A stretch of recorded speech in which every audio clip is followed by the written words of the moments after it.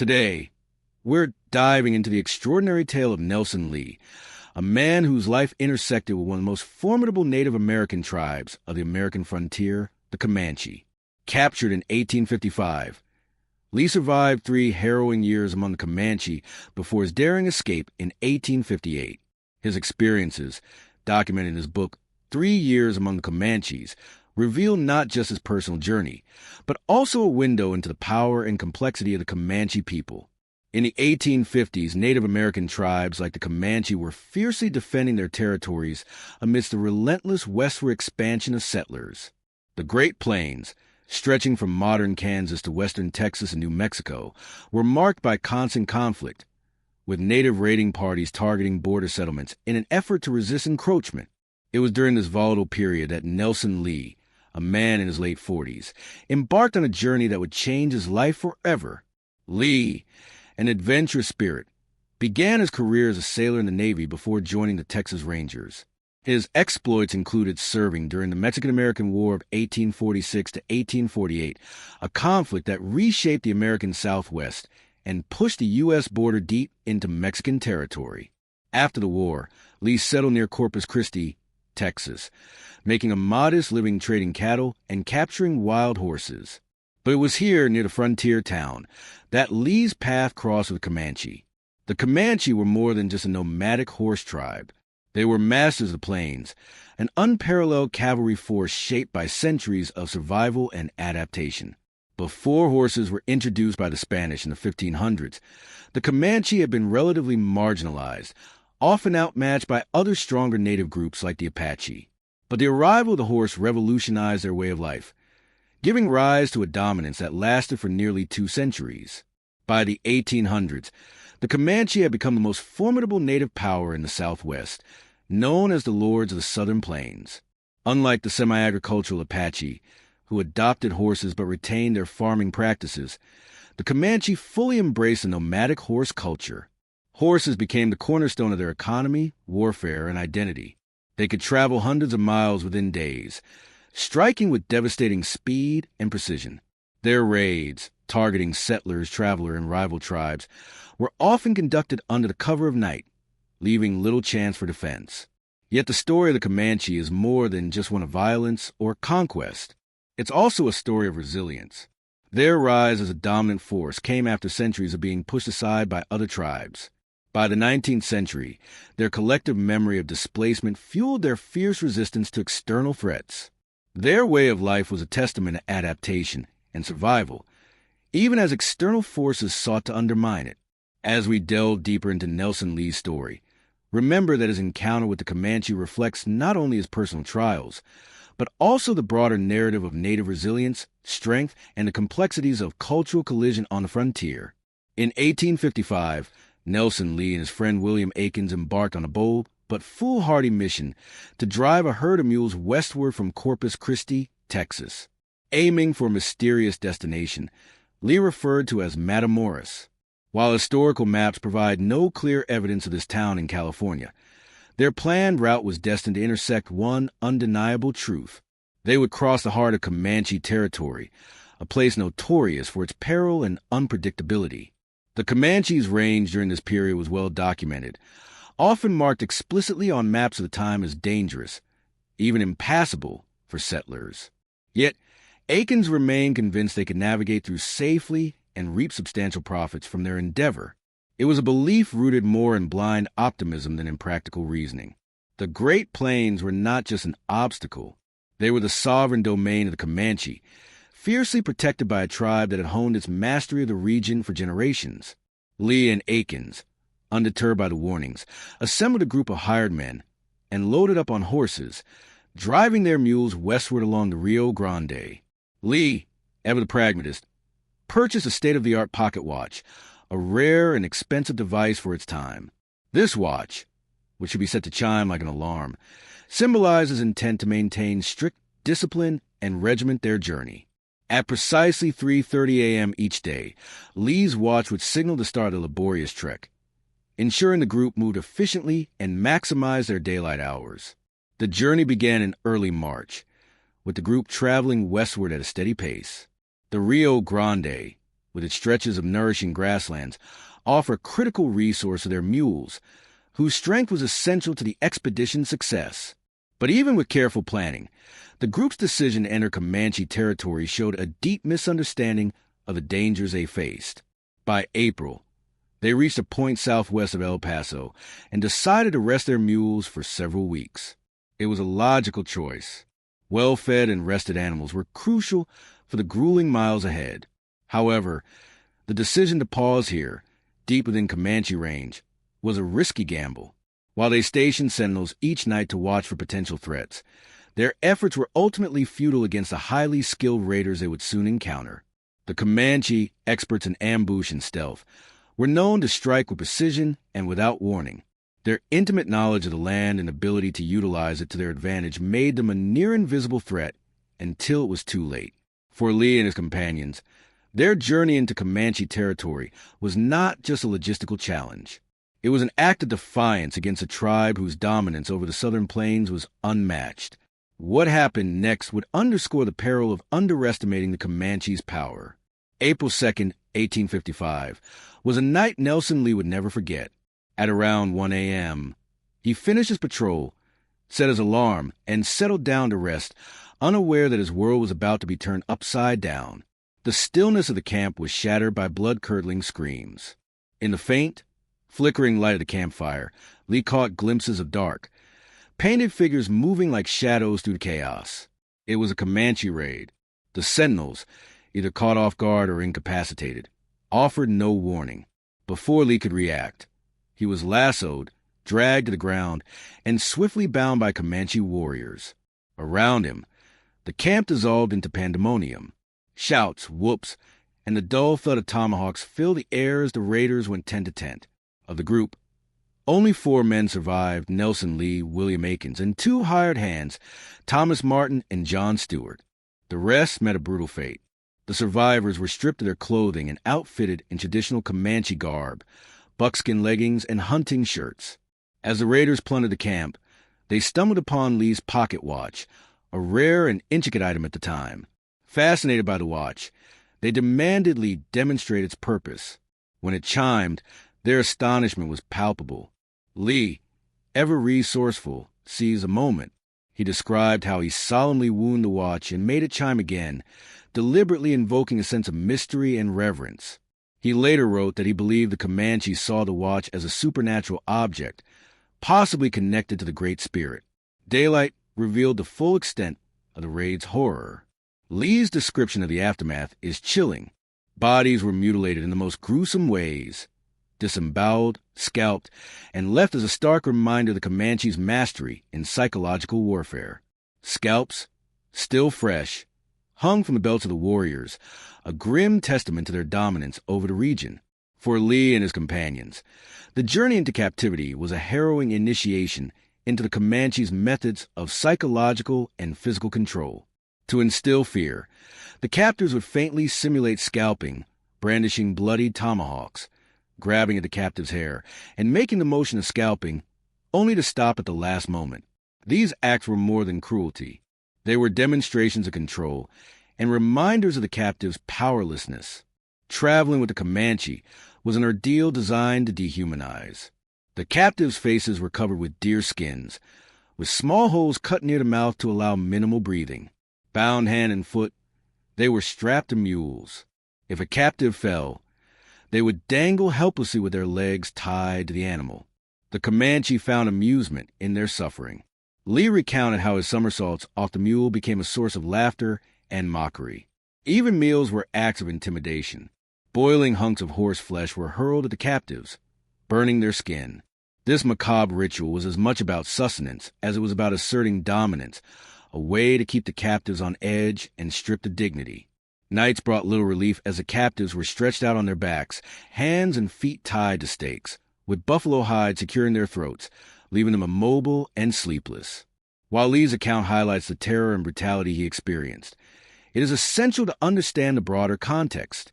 The Comanche's actions, though horrifying to settlers, were rooted in their struggle for survival and dominance in a rapidly changing world. As a people who had endured displacement and marginalization before their rise to power, their fierce resistance to settlers represented a continuation of their fight to protect their way of life. The raid was not merely an act of violence, but strategic assertion of control over their territory. By instilling fear, the Comanche sent a clear message to outsiders. Their land was not to be crossed without consequence. Nelson Lee's harrowing account continues with the grim details of his captivity. After days of grueling travel, the Comanche subjected their captives to unimaginable physical and psychological strain. Lee writes of being forced to lie flat on his back, with arms and legs stretched and bound tightly to stakes driven into the ground. To immobilize him further, buffalo hide was tied under his chin, securing his neck to the ground. This cruel restraint left him unable to move head, hand, or foot, a living straitjacket that deprived him of rest and added to his torment. These conditions persisted for 4 grueling days. When not bound, Lee and the other captives faced equally dehumanizing treatment. Blindfolded and tied to mules, they were forced to endure dangerous rides where branches and terrain often caused them to fall. Lee recounts how the Comanche mocked his misfortune, treating his somersaults as comedic entertainment.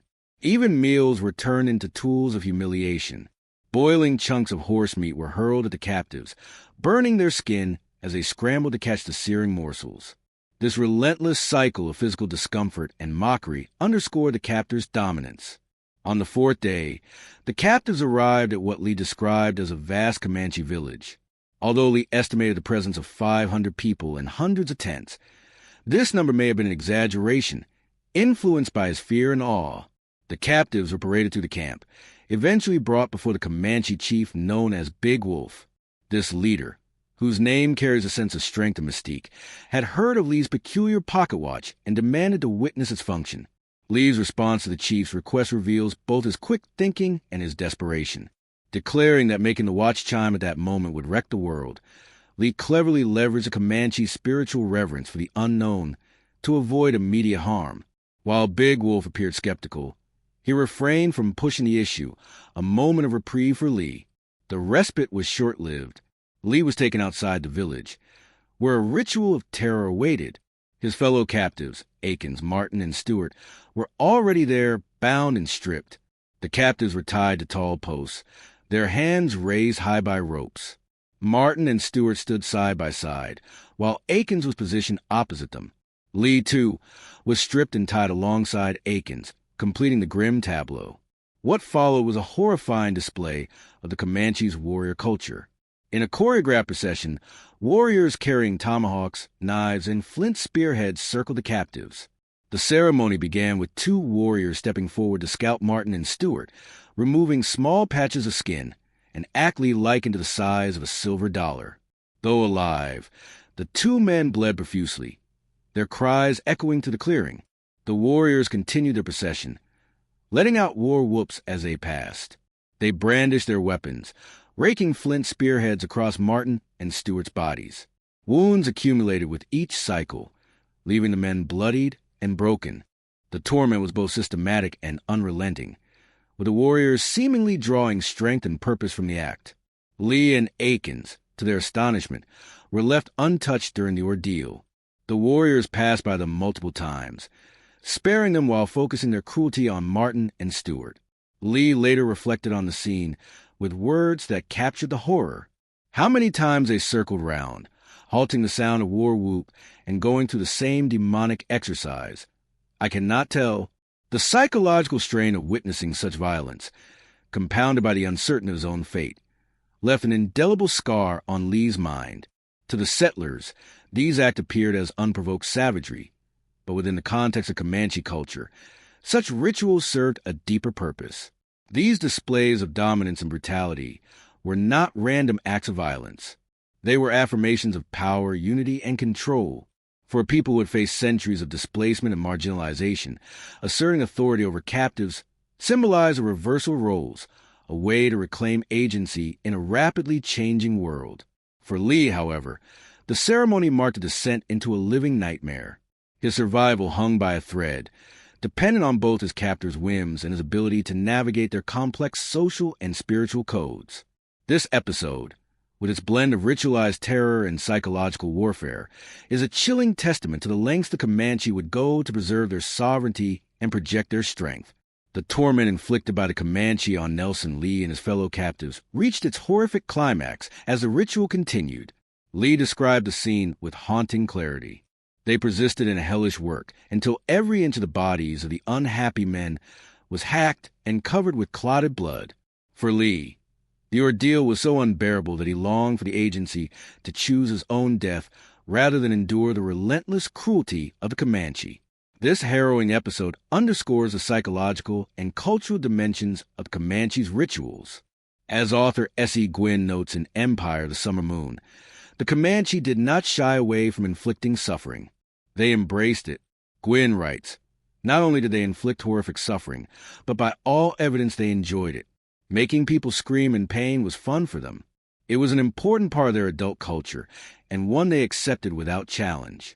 Between acts of violence, the Comanche paused to smoke tobacco and mocked their captives. They jeered at Martin for praying and pointed out the gruesome injuries inflicted on him and Stewart. The intermission was short-lived, and the ceremony resumed with chilling war dance. Two warriors circled the captives before drawing their hatchets and delivering fatal blows to Martin and Stewart. Their skulls crushed in a brutal instant.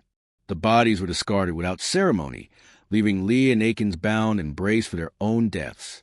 Yet, to their astonishment, the ritual ended, and they were spared for reasons Lee could not fathom. The psychological toll of witnessing such barbarity deeply scarred Lee, but he clung to the faint hope of survival.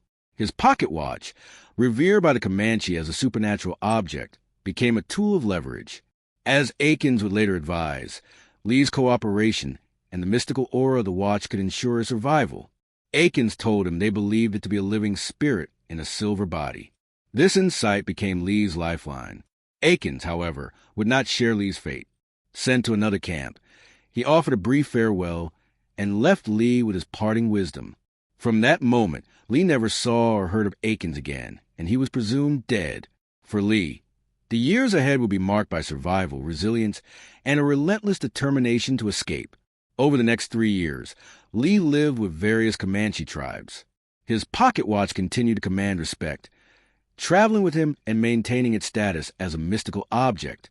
Following Aikens' advice, Lee adapted to his circumstances, becoming a servant to Big Wolf and other tribal leaders. He completed tasks as needed, gradually earning their trust. Eventually, he was allowed to move unbound within the camp and even carry a knife, a significant shift in his status. Big Wolf's tribe bestowed upon Lee the nickname Chumacacho, which translates to the good white man.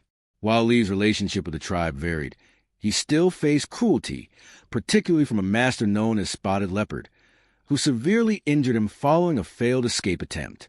Yet, moments of humanity shone through. Women in the tribe, such as a Comanche named Sleek Otter, offered him kindness and protection from the wrath of warriors. Lee's opportunity for freedom came during a journey with a chief named Rolling Thunder. Ironically, the trip was intended to address the growing threat of white settlers encroaching on Comanche territory. Sensing his chance, Lee seized a hatchet and struck Rolling Thunder, burying the dull edge into the chief's skull. In his own words, snatching the hatchet in that instant from its place, I leapt toward the chief and buried the dull edge of a broad hand's breadth into his brain. With the chief incapacitated, Lee armed himself with a rifle and knife, mounted a horse, and fled into the wilderness. His escape marked the end of a 3-year ordeal, a testament to his resilience and resourcefulness. Nelson Lee's escape was as much a battle of endurance as it was a triumph of will. He seized his moment of freedom with bold resolve, writing, "A moment sufficed to draw the rifle from beneath him and jerk the long knife from his girdle.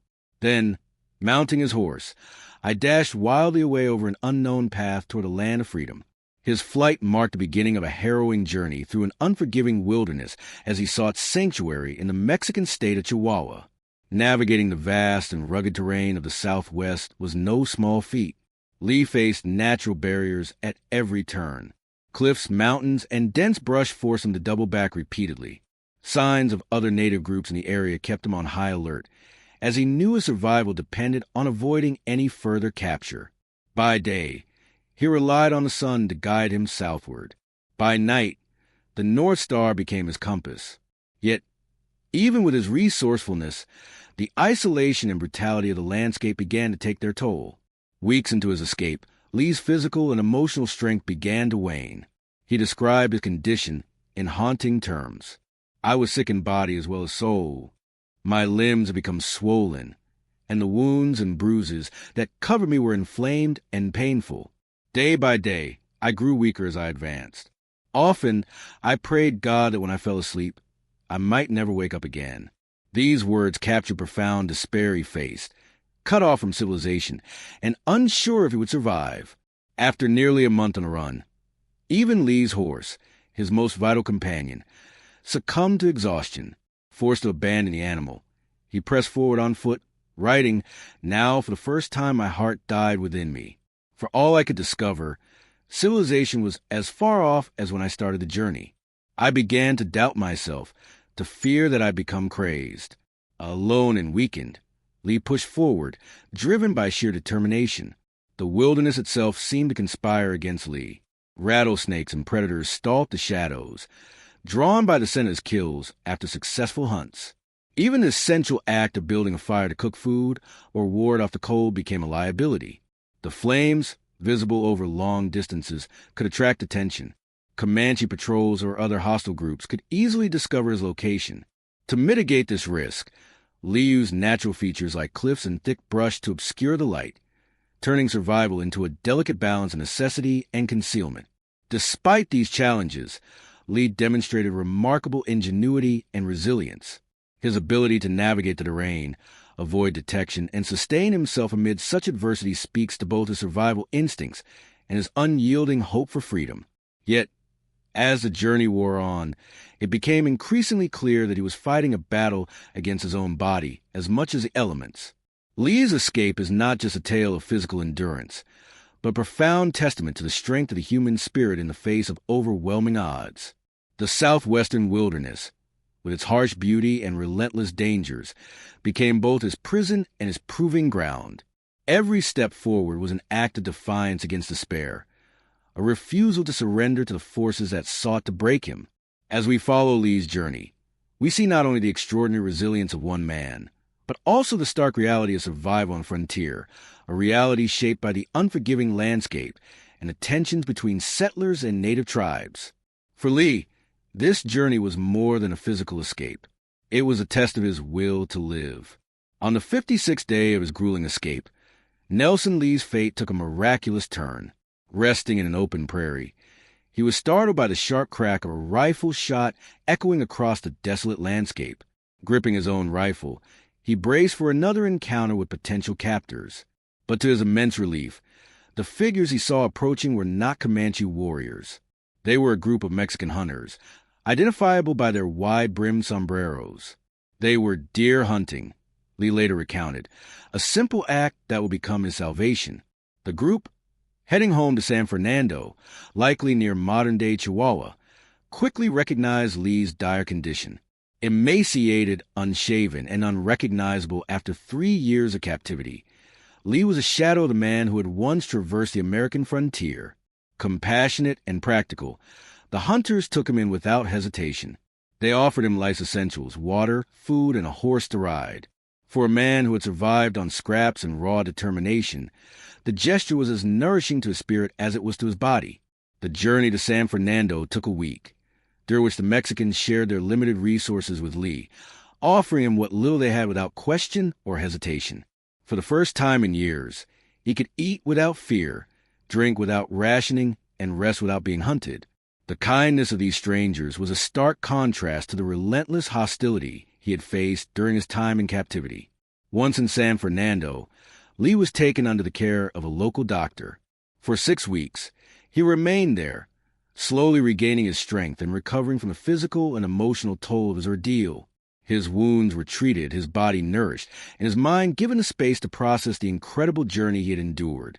When Lee finally boarded a boat bound for New York, it marked the conclusion of 3 long, harrowing years. His time among the Comanche, defined by captivity, survival, and eventual escape, had come to an end, The journey northward was not merely a return to familiar territory. It was symbolic crossing back into a life of freedom and safety, far removed from the brutal landscapes of the frontier. Lee's story is not only a testament to human resilience, but also a reminder of the humanity that can shine through even in the harshest circumstances. The generosity of the Mexican hunters, their willingness to save a stranger, ensured that Lee could live to tell his extraordinary tale, a story of survival, endurance, and the indomitable will to return home. In 1858, Nelson Lee stood once again on the familiar ground of the East Coast, far removed from the harsh and untamed frontier where he had endured unimaginable trials. Reflecting on his journey, Lee wrote, "I was home at last, and my adventures with the Indians were at an end forever, although I would never forget the awful scenes of agony and torture I'd witnessed among them." His words capture the duality of his emotions, relief at his return to safety, and the haunting permanence of the memories he carried. Lee's escape from the Comanche and his eventual return to civilization were not just a culmination of years of struggle, they marked the beginning of a new chapter in his life. Settling into the relative calm of the East Coast, he no longer had to contend with the constant specter of violence that had defined his time on the frontier. The trauma of captivity, the loss of his companions, and the brutal realities of life among the Comanche were behind him, but they remained etched in his mind. Determined to ensure that his experiences were not forgotten, Lee began writing his memoir, 3 Years Among the Comanches. The book served not only as a recounting of his personal survival, but also as a vivid chronicle of life on the frontier. It offered readers a glimpse into the cultural collision between settlers and native tribes, the brutal dynamics of captivity, and the resilience required to endure such hardships. Lee's story resonated deeply in a nation grappling with westward expansion and the violent conflicts it often sparked. Lee's journey from captivity to freedom embodies the complexities of the 19th century American frontier, a land of opportunity, danger, and cultural entanglements.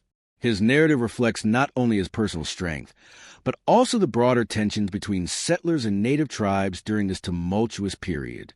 While his return to the East Coast marked the end of his physical trials, it also symbolized a transition from participant in the raw, violent realities of the West to a chronicler of its stories. In his memoir, Lee ensured that the voices of his companions, the harsh beauty of the landscape, and even the practices of his Comanche captors would live on. His survival and the legacy of his writing remind us of profound human will to endure and the importance of preserving the stories of those who lived through history's most challenging moments.